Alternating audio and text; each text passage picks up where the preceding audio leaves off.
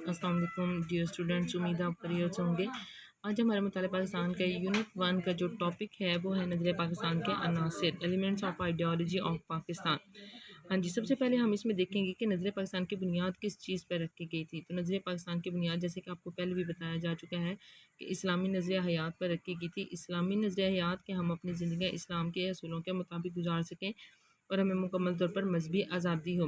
अच्छा, अब वो कौन से अनासिर थे जो पाकिस्तान के लिए, नज़र पाकिस्तान के लिए ज़रूरी समझे गए थे। सबसे पहले इसमें था अकायद, यानी कि अकीदे की जमा, यानी हमारा मज़हब क्या है, हम किस अकीदे से ताल्लुक़ रखते हैं। इबादत, हम कौन कौन सी इबादत करते हैं। और जो पाकिस्तान हासिल करने का मकसद था वो भी यही था कि हम अपने अकीदे के मुताबिक अपनी इबादत को मुनासिब तरीके से कर सकें। कानून की हुक्मरानी, और इसमें यह भी कहा गया था कि कानून की हुक्मरानी अल्लाह ताला जो है वो हाकिम है और तमाम जहानों का बनाने वाला है, और इसकी ही हुक्मरानी है। अख़ुवत कहते हैं भाईचारे को, और मसावत कहते हैं बराबरी को।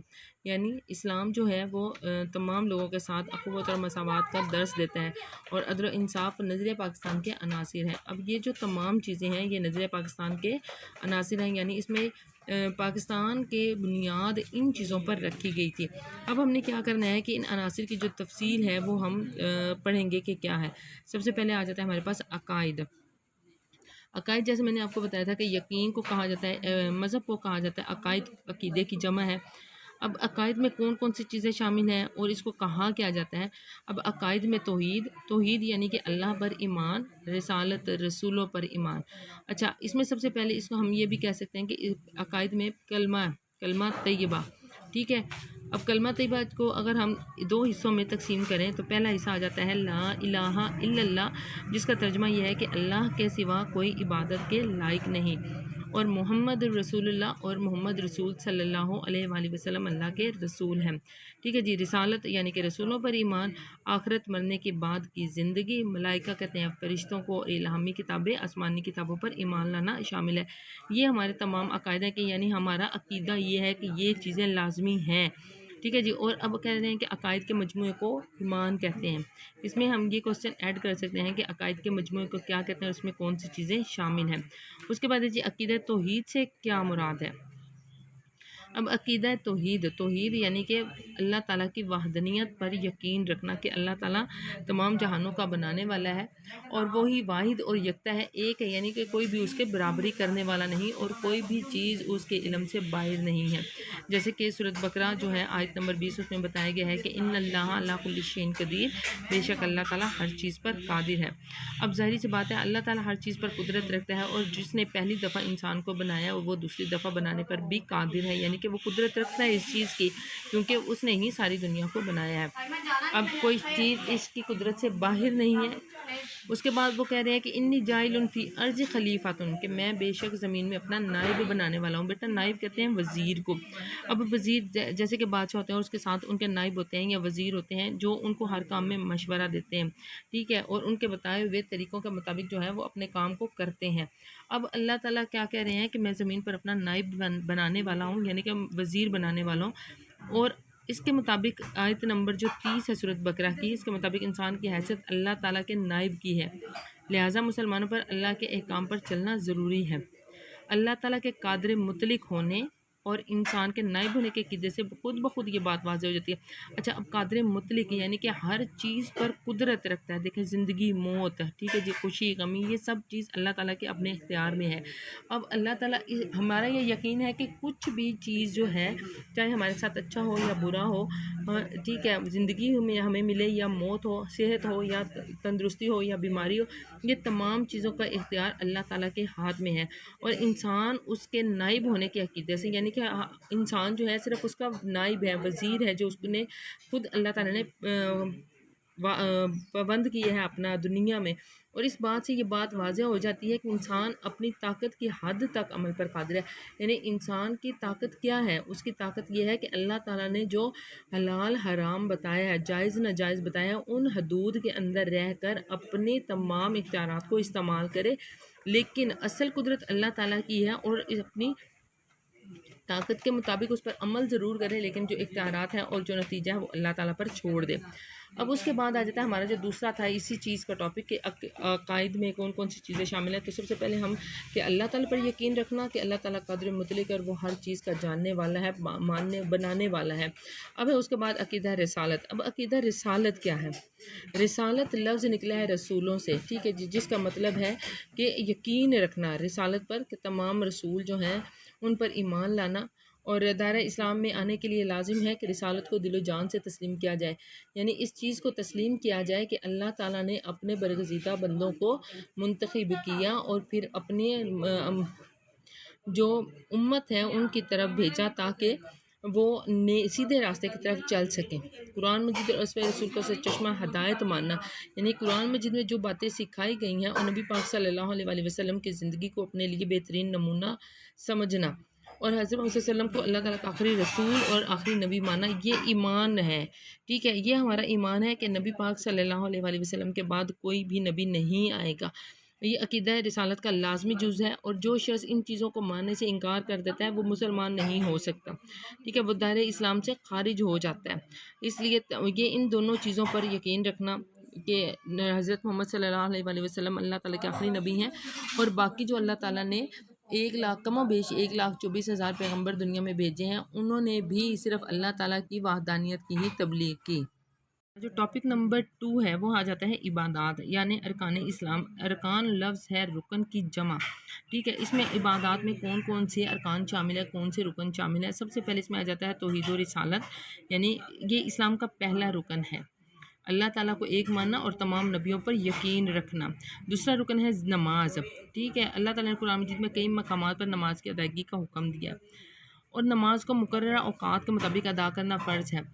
اب نبی پاک صلی اللہ علیہ وآلہ وسلم نے نماز کے بارے میں اس قدر تاکید کی اور فرمایا کہ نماز مومن کی معراج ہے، یعنی کہ گم شدہ چیز ہے، اور آپ نے نماز کی اہمیت اس چیز سے بھی واضح کی کہ آپ نے فرمایا کہ نماز میری آنکھوں کی ٹھنڈک ہے، اور یہ مسلمان اور کافر میں فرق کرنے والی چیز جو ہے وہ نماز ہے۔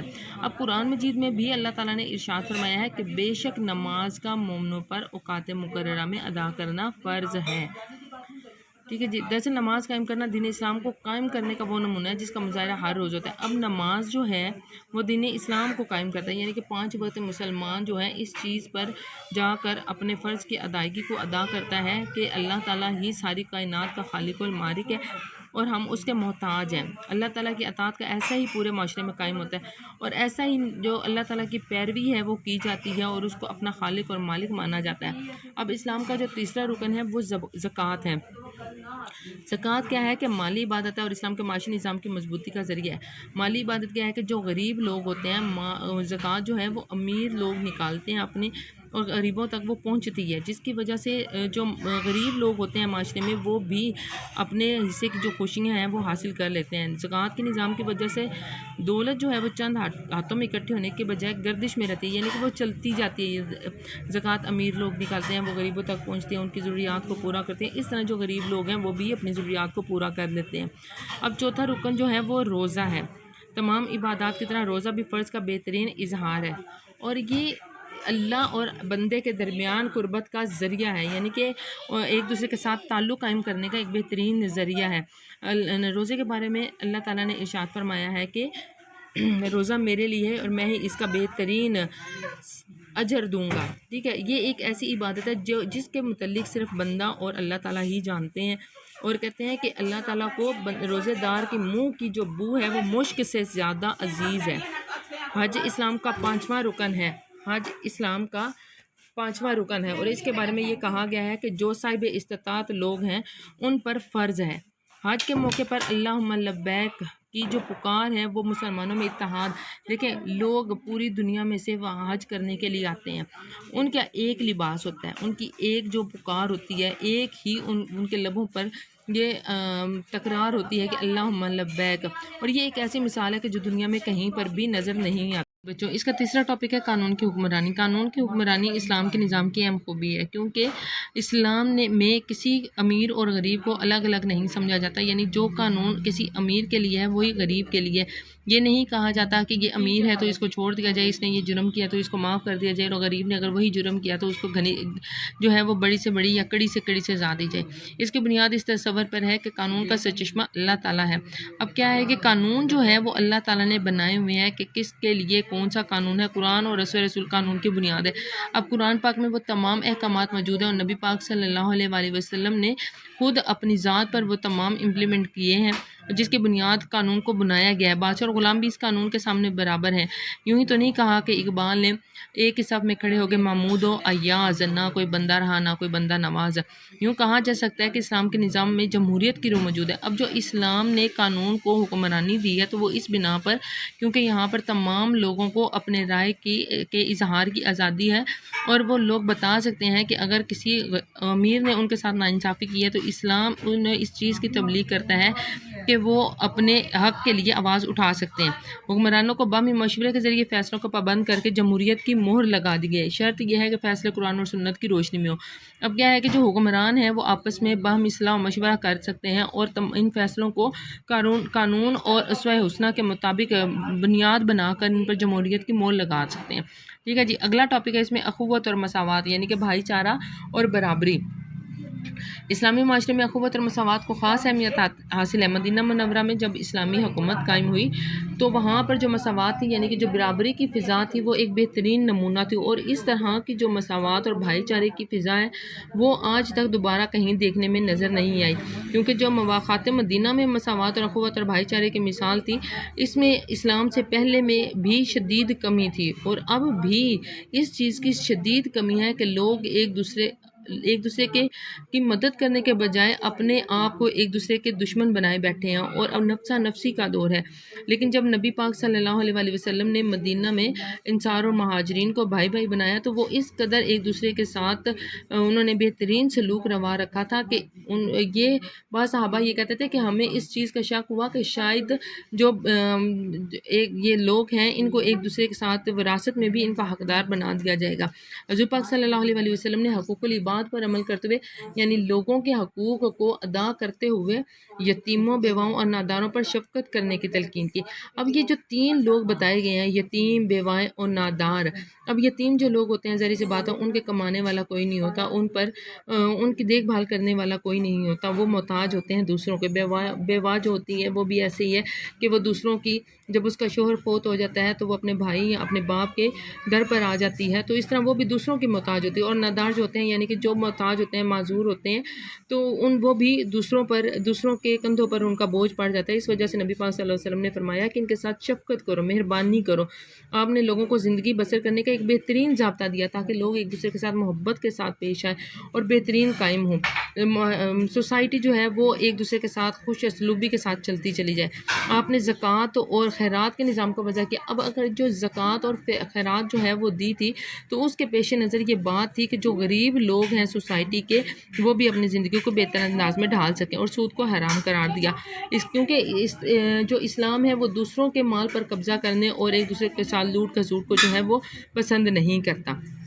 اب نبی پاک صلی اللہ علیہ وآلہ وسلم نے اس بات کو مد نظر آپس میں جو ہے وہ برادرانہ تعلقات قائم کرنے کی تلقین کی ہے تاکہ کسی کے حقوق چھینے نہ جا سکیں، ظلم کرے۔ اب نبی پاک صلی اللہ علیہ وآلہ وسلم نے اس بارے میں اخوت کو پیش نظر رکھتے ہوئے اس بات کا درس دیا ہے کہ مسلمان دوسرے مسلمان کا بھائی ہے، وہ اس کے ساتھ دھوکہ نہیں کرتا اور اس کے ساتھ خیانت نہیں کرتا اور اس کی غیبت نہیں کرتا، یعنی کہ پیٹھ پیچھے اس کی برائی نہیں کرتا۔ آپ نے کینہ اور حسد سے بات رہنے کا درس دیا ہے۔ کینہ ہوتی ہے جلن، نفرت، اور حسد جو ہے دوسرے کے خلاف دل میں کدورت رکھنا، ٹھیک ہے، ان چیزوں سے رکے رہنے کا حکم دیا ہے۔ اور ہم نے یہ درس دیا ہے مسلمانوں کو کہ وہ اتفاق سے رہیں، ایک دوسرے کی مدد کریں۔ اخوت اور بھائی چارے کو جو ہے وہ خاص مقام حاصل ہے اسلام میں، اور مساوات پر زور دیتے ہوئے اقبال نے فرمایا کہ ایک ہی صف میں کھڑے ہو گئے محمود و ایاز، نہ کوئی بندہ رہا نہ کوئی بندہ نواز۔ اب اسلام جو ہے اس میں اونچ نیچ کا تو کوئی تصور نہیں، یعنی کہ کوئی بڑا نہیں کوئی چھوٹا نہیں، اور نہ ہی کوئی امیر ہے نہ کوئی غریب ہے، اور اگر کسی کو فضیلت حاصل ہے یا برتری حاصل ہے تو وہ صرف اعلیٰ اخلاق اور اپنے تمام عبادات کے پیش نظر۔ حضور پاک صلی اللہ علیہ وسلم نے اس حقیقت کو اپنے آخری خطبے میں یوں بیان فرمایا: اے لوگو، بے شک تمہارا رب بھی ایک ہے اور تمہارا باپ بھی ایک ہے، آگاہ رہو، یعنی کہ جانتے رہو۔ کسی عربی کو اجمی پر، عربی کہتے ہیں پڑھنے والے کو اور اجمی کہتے ہیں ان پڑھ کو۔ اب کسی اجمی کو کسی عربی پر، یعنی کہ اجمی اور عربی کا فرق یہاں سے واضح ہے کہ جب حضور پاک صلی اللہ علیہ وسلم نے مسلمانوں کو اسلام کی تبلیغ دی اور وہ جو جاننے لگے، تو جو جاننے والے لوگ تھے، ٹھیک ہے، ان کو عربی سے متعارف کروایا کہ وہ لوگ پڑھ گئے، جان گئے، ٹھیک ہے، اور اجمی یعنی کہ جو ان پڑھ ہوتے ہیں، کسی سفید فام کو کسی سیاہ فام پر۔ اب سفید فام اور سیاہ فام سے مراد یہاں پر یہ نہیں ہے کہ جو سفید چمڑی والا ہے اور کالی چمڑی والا ہے، بلکہ سفید فام اور سیاہ فام سے مراد یہاں پر یہ ہے کہ جو لوگ برتری کسی کو کسی پر حاصل نہیں ہے۔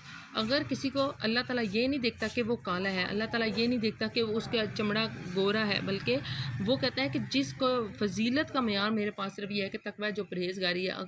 اگر سفید چمڑی والے کے فضیلت حاصل ہوتی تو حضرت بلال کو وہ رتبہ نہ ملتا جو اللہ تعالیٰ نے حضرت بلال کو دیا ہے، ٹھیک ہے گیا۔